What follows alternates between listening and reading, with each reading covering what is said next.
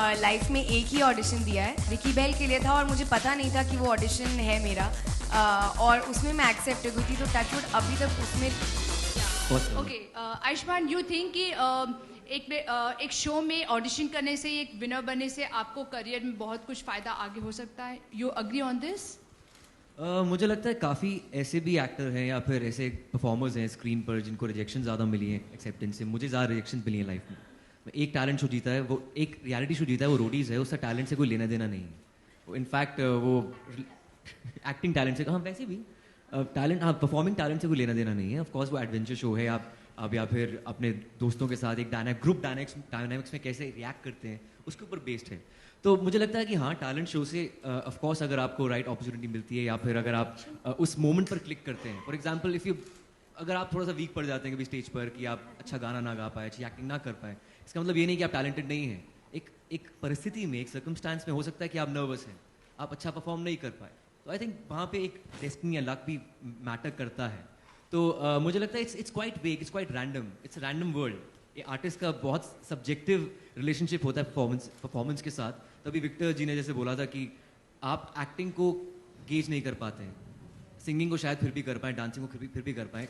Talking about this particular show, it's very difficult to gauge. I think जजेस को बहुत मुश्किल होने वाली है विनर सेलेक्ट करने के लिए। परिणीति, यू थिंक कि लक मैटर करता है आपके हार्डवर्क के साथ भी इस करियर में, इस इंडस्ट्री में टिके रहने के लिए?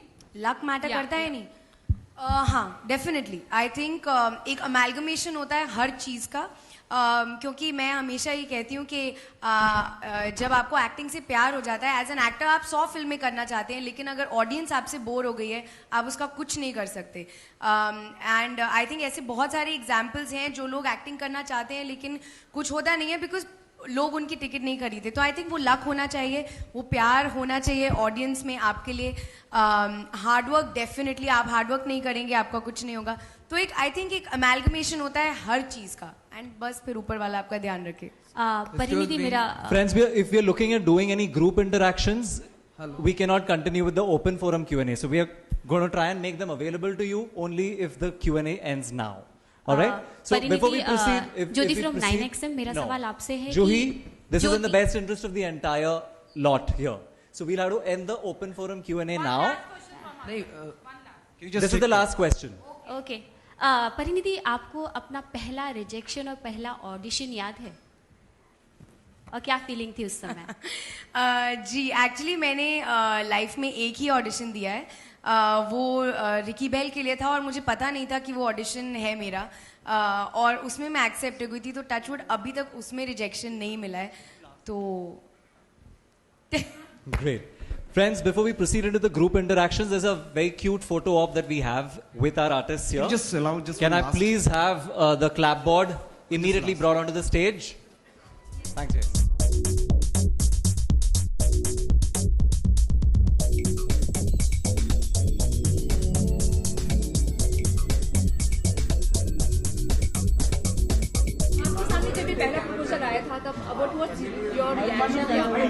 इनफैक्ट ये प्रॉपर प्रपोजल नहीं है, ये 2 एपिसोड्स के लिए मैं और परिणीति एज अ फ्रेंड जा रहे हैं, एज अ बडीज जा रहे हैं कंटेस्टेंट्स के लिए, और काफ़ी अच्छा लगा था क्योंकि ये मेरा ऑलमोस्ट पहला रियलिटी शो था जिसमें मैं रिजेक्ट हुआ था। तो अब मैं उसमें as a mentor, as a जज या फिर एज अ फ्रेंड वहाँ पर जा रहा हूँ। It feels great.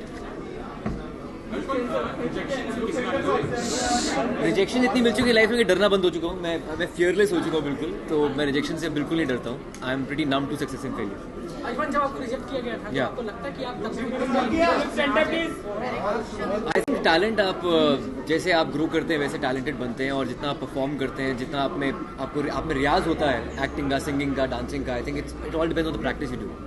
जिस तरह से आपके साथ हुआ था, आज आप स्टार्स हैं, आप इसमें स्टार हैं, लेकिन प्लेटफॉर्म आज मिल रहा है, तो कुछ जो जजेस हैं उनको भी कुछ बोलेंगे ताकि इंसाफी ना हो जो आपके साथ? I think right now audiences are very very fortunate, जो कंटेस्टेंट्स हैं बहुत फॉर्चुनेट है, because they got array of reality shows जो जिसमें वो अपना टैलेंट परफॉर्म कर सकते हैं, कुछ ना कुछ अपने लिए कर सकते हैं। आप ये देखेंगे जो टैलेंटेड कंटेस्टेंट्स दूसरे रियलिटी शो में थे, वो इवेंट्स के जरिए काफ़ी अच्छा कमा रहे हैं, and they doing very well for themselves. I think ये रियलिटी शो जो है काफ़ी अच्छा प्लेटफॉर्म देते हैं बहुत टैलेंटेड लोगों को। जॉन जिस तरह से एक्टर से प्रोड्यूसर बने, अगर ये शो खत्म होते होते इसका विनर अगर एक्टर बनता है, आप प्रोड्यूसर साइड करेंगे? यार अभी मैं खुद सीख रहा हूँ एक्टिंग, सिंगिंग, ये अभी मैं प्रोड्यूसर बनने में बहुत देर है।